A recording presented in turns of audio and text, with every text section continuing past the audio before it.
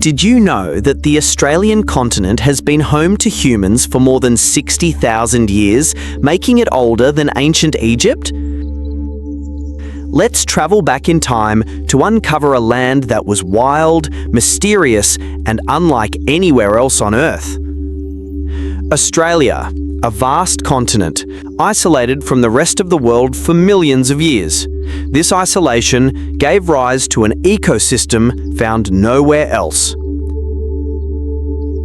Kangaroos leaping across the plains, koalas clinging to eucalyptus trees, and the platypus, a creature so unusual it seems stitched together from different animals, a beak like a duck, fur like a mammal, and the ability to lay eggs. The climate is harsh and unforgiving.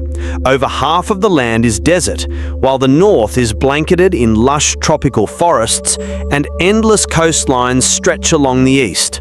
Nature here is both brutal and breathtaking. But perhaps the most extraordinary fact is this: tens of thousands of years ago, people arrived here.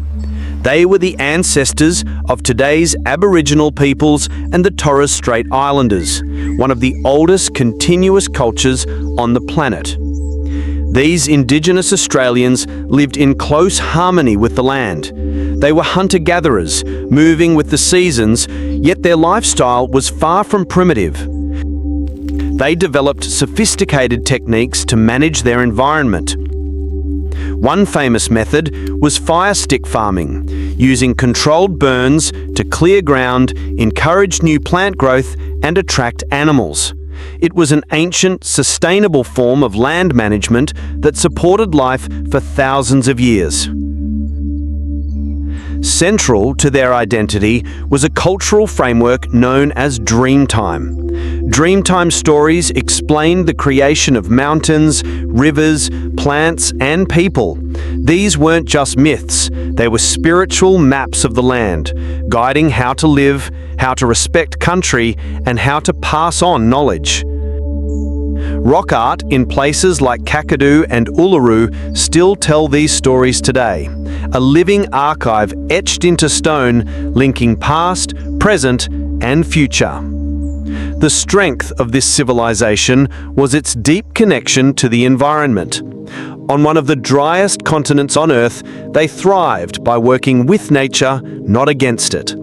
However, there was also a weakness. Without advanced technology, written language, or iron weapons, they were vulnerable to outside forces and sudden change.